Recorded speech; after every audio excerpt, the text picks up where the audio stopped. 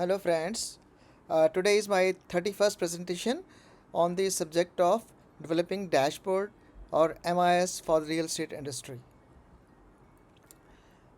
This includes the purpose of developing dashboard or MIS, 8 key activities for developing the dashboard or MIS, key contents in the MIS concerning sales related matters, then key contents related project cost related to the real estate, key contents related to the timelines for the project completion, activities that can adversely impact business, next one, and way forward and future references. The purpose of developing dashboard or MIS is to enable the review of the actual performance of each function on a predefined set of parameters vis-a-vis budget or targets, and to initiate the countermeasures for accomplishing the organization's overall performance. Therefore, dashboard or MIS must be prepared so that it is accurate, it is prepared timely, it is accessible to pre-identified team members responsible for the functional performance, and it is also available to the senior management in time. 8 key activities for developing the dashboard or MIS. Forming activity number 1 is forming a cross-functional team to deliberate on the design of the MIS. It is availability, approval, and distribution. Number 2, identifying the key KPIs for each function, that is the key performance indicators, determining the KRAs, key result areas for the team members out of the KPIs, and evaluating the monthly and annual budgets by the HODs. Measuring and computing the actual performance against the budgeted targets and capturing in the dashboard or MIS, and review by the respective functional HODs. ERP or software is to be used for extracting the information for dashboard, MIS, and actuals on MTD and YTD basis.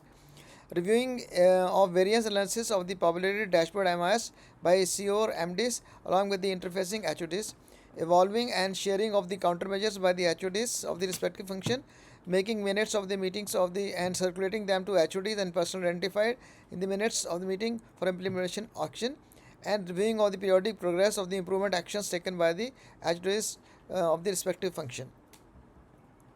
Now here is an example of the few budget parameters for the sales function, say for residential projects, and this needs to be prepared for each construction project for specific review period, say 3 months or 4 months or 5 months, whatever is relevant till date, and for each type of apartments, that is 2 BHK, 3 BHK, 4 BHK, 5 BHK, penthouses, etc., etc.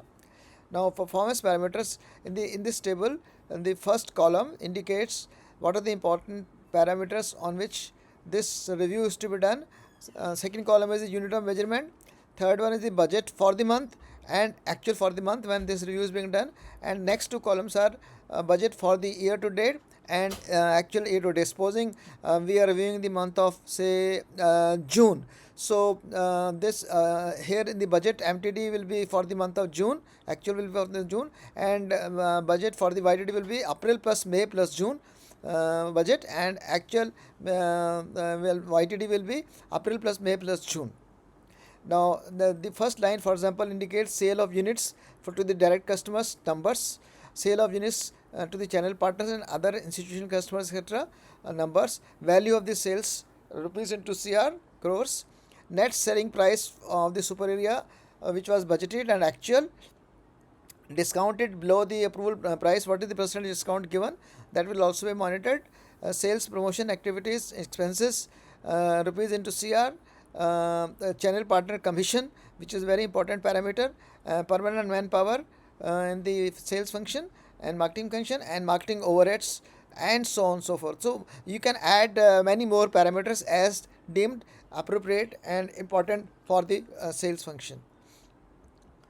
Now the for commercial function, commercial projects like malls or other kind of projects, here the unit will be areas. So columns are same, performance parameters, unit of measurement, budget MTD, actual MTD, budget YTD, actual YTD, and here the sale of the areas is to be indicated in terms of square feet sold for the budget for the month, actual for the month, and YTD and actual total area sold. Sales of the areas through channel partners, value of the sales, net sales price for this per area, and so on and so forth, similar to the earlier one. Here, please appreciate that the monitoring is to be done separately for the each project and separately for the residential projects and also commercial projects. Now coming to the project cost. Here the parameters are indicated on the first column are, for example, owner purchase BOQ materials, where the materials are procured directly by the project owners, like marbles or tiles or other electronic equipment, for example. And unit second one is the unit of measurement, budget for the month, actual for the month, budget for the year, and actual for the year. So here the first row indicates the owner purchase material, the second indicates the project's consultancy fees if it is outsourced in terms of rupees per square feet, because these are very high value, therefore it is taken as rupees per square feet. And all licensing and statutory approval expenses, civil works, BOQ materials plus construction, which is through the contractors, interiors and BOQ materials plus construction cost rupees per square feet, MEP and others BOQ materials per construction cost. MEP means MEP will include all other packages like electronics packages and communication packages and so on and so forth.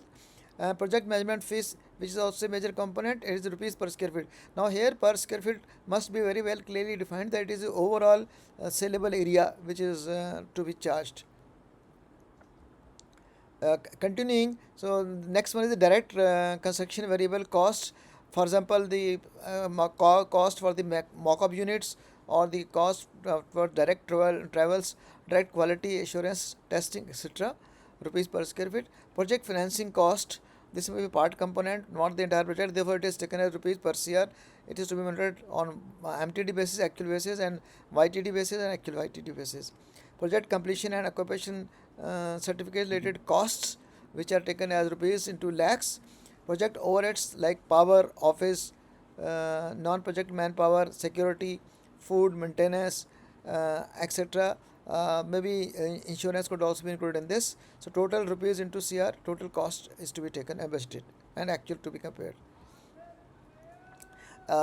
Third most important point is, in the case of a project, is the timelines. Now this again it is prepared for each type of residential or commercial projects. Now the first row indicates here we need to monitor the actual dates for completion of these activities. For example, the activities in the first row are obtaining RERA approvals for the commencement of the construction, obtaining pollution clearances for the consent to start, concept approval for the architecture, commencement of the construction, land development and foundation laying, etc. So these are, we have to monitor this, what is the budget date, what is the actual date, and budget YTD and actual YTD, all these are in terms of dates. And wherever there are deviation or gaps, these are to be recorded separately in the remarks. Next one is the concept approval for the MEP designs, detailed, followed by the detailed designs approval for the architecture. This will be of course on progressive basis. Detailed approval for the interior design, detailed approval for the MEP designs. This will again be on the progressive basis depending on the status of the project. Next is the appointment of the all contractors for the various kind of works like civil works, interior works and MEP works. Here there are large number of 15, 20, 30, 40 projects packages. So these dates will be varying from month to month, and therefore these need to be monitored on MTD and YTD basis. And in the detailed supporting sheets, one has to indicate the what is the nature of the contractor. For example, it could be electrical, it could be HVAC, it could be air conditioning, it could be any other package. So that will be the supporting sheets. This gives an overview. Similarly, for the completion targets for construction works, interior construction works, MPP construction works, progressive wise, month wise, MTD, actual, budget, YTD, actual. Obtaining approval from the development authorities. This is once these works are done, there are some progressive approvals required for various kind of projects, particularly civil construction works and the MPP works. So these need to be monitored.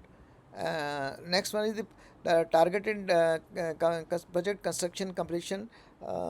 This could be separately for the maybe for the civil works and electrical works and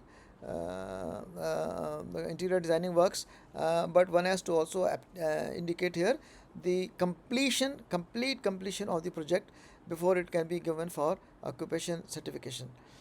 So next row is the obtaining the occupation certification, appointing or the once the project is completed and sign off done, and before handing over to the marketing, appointing of the project maintenance agency. This is also to be captured as the target budget date, actual date, and budget YTD and actual YTD, the target dates for this before this can be given to the end customers, and so on. So more parameters can be added. Now, what are the activities that can adversely impact the business? Deliberate loose targeting of the budget values or timelines with malicious intent for various parameters related to the sales revenue or project cost or project timelines, because people are scared about their performance being measured on this, and therefore there can be a malicious intent of loosening these targets. Budgeting based on hunch and lump sum basis without detailed supporting towards, for example, the number and the value of the sales without contacting the channel partners or market survey or competition analysis. Uh, just putting some values without all this analysis. Project cost without contacting the potential vendors and contractors or consultants and obtaining the tentative quotes. Timelines without using detailed per chart or project monitoring software, and just indicating some random dates for completion. Then another activity can be including mundane and routine activities in the budget rather than related to the key performance indicators. Senior management and HODs not reviewing the budget versus actual on monthly basis. This is very important parameters which can affect the project cost and the project timeliness completion and the quality also.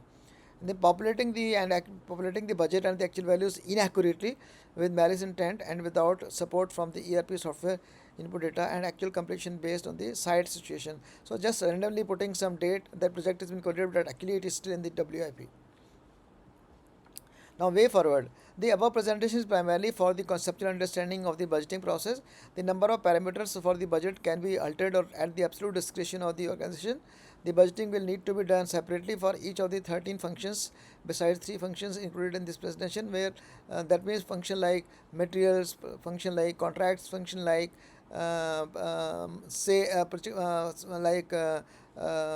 legal. All these functions need to be included in this. Usually, budgeting is coordinated by the finance and accounts function, but each HODs of the 13 functions must prepare the budget documents directly, considering key KPIs relevant for each function. Once initiated, budget versus actual must be compiled on monthly and YTD basis by each HOD and reviewed by the project head, CEO, MD for enhancing the performance of the business.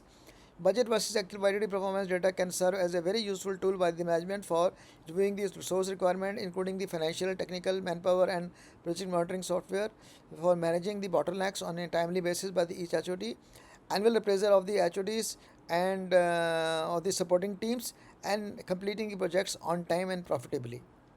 These are the advantages of going for budgeting exercise. Now, these more details are available in chapter 14 in my handbook, where primarily the focus on the design function, but you can get some more inputs from that chapter. Now, there are two websites, blogs there. One is on the developing of the budget, and second on the MIS. You can refer to that also. There are some articles on the Facebook and LinkedIn of mine, and this book is available on the paperback at Amazon.in and Amazon.com, and also in few retailers outlets in India in major cities. Thank you very much.